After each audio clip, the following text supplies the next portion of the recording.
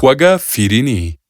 په پخوا وختونو کې په یو ښارګوټي کې دوه خویندې اوسېدې چې جین او ایلا نومېدې. جین مشره او ډیره هوښیاره وه، خو هغه په خپلې هوښیارتیا ډیره مغروره هم وه.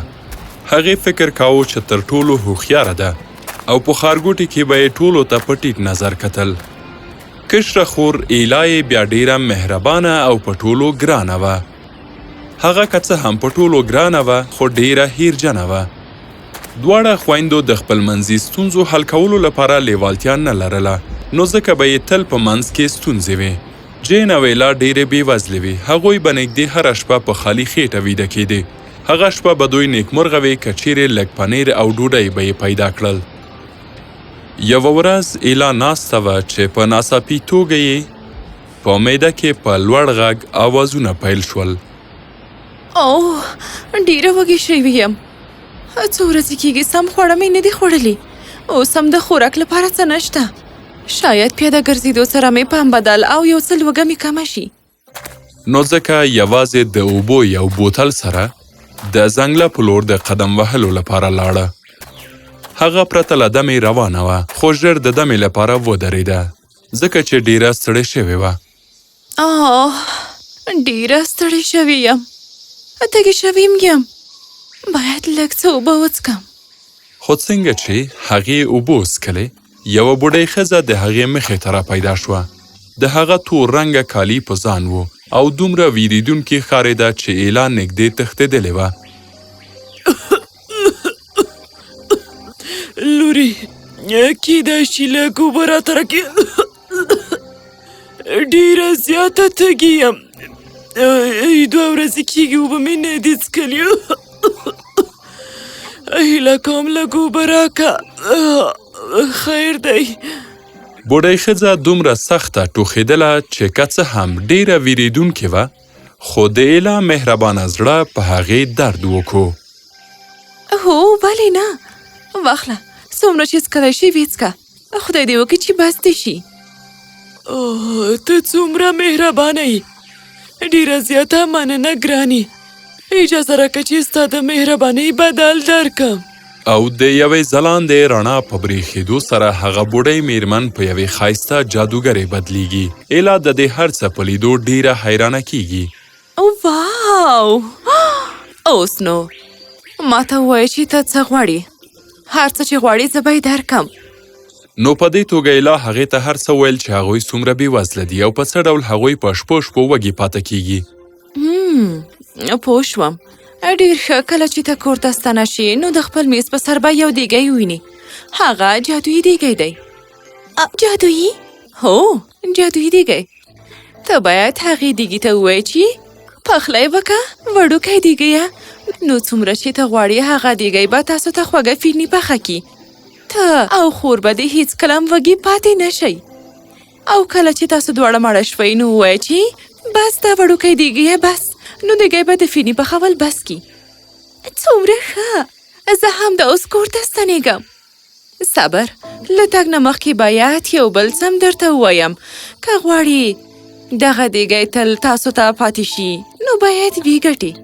که تاسو د دې دیګي د مساق پاتې کېدو په اړه څه ونه کړل نو هغه به ستاسو له ژوند څخه ورک شي او تاسو به بیا له لوږې سره مخامخ شئ.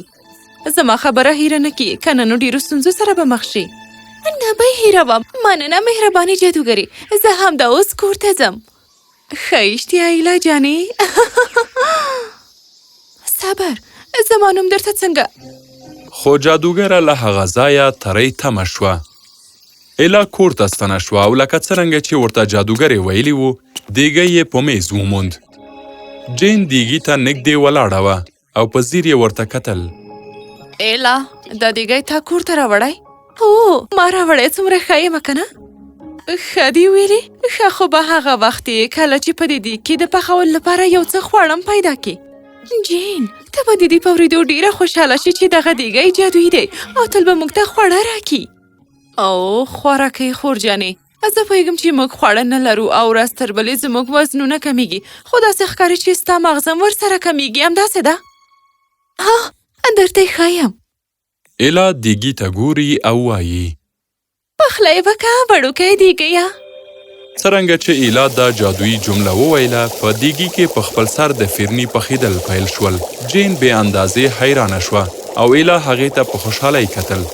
یو څو شېبې وروسته فرني پخه شوه او بوی یې په ټوله خونه کې خپور شو چې له کبله یې دواړه خویندې لا زیاتې وږې شوې. هغوی فرني څکي او په رښتیا هم دومره خوندوره فرني هغوی په ټول ژوند کې نه وه خوړلی. له دې وروسته به هغوی هره ورځ په مړه خېټه خواړه خوړل او بیا وږې پاتې نه شول. د هغوی له دې فرني نه زړه هم موړ نه شو ځکه چې ډیره خوندوره وه. خو یو ورځ ایلا وغوښتل بهر لاړه شي. باید له تګ نه مخکې جین ته د پخلي د درولو جادویي جمله وښایم. اوه خو هغه څرنګه وه؟ څه خبره ده ایلا؟ ولې داسې راته ګورې ها؟ جین ما غوښتل تا ته یو څه ووایم خو مهم څه؟ هغه بلا څه مهم وي چې ته یې راته وایي؟ ته څومره بده یې. سمه ده هېڅ هم درته نه وایم. زه ډاډه یم چې په اصل کې درنه هېر شول.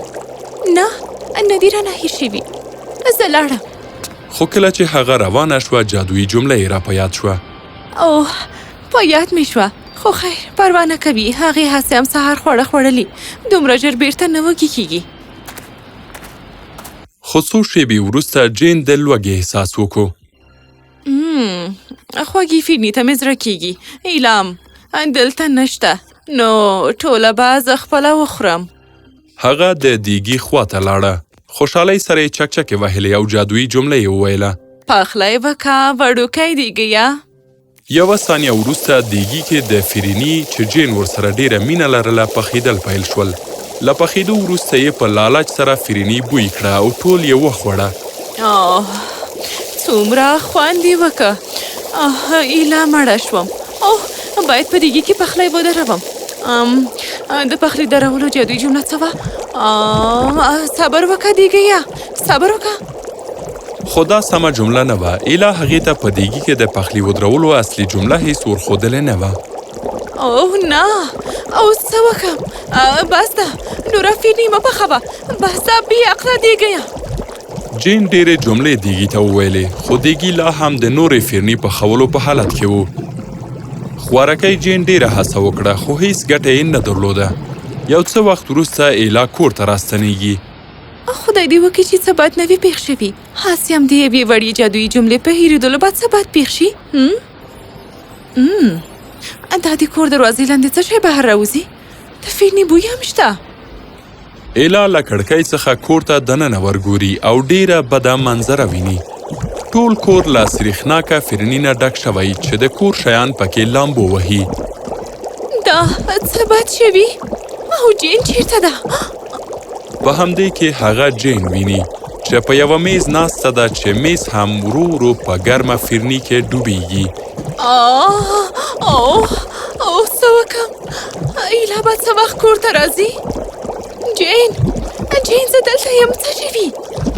ایلا ګرانې خورجانې ژر په دیګي د فرني پخولو د درولو هغه جادویي جمله ووایه چې دیګی نوره فرني پخه نه کړي.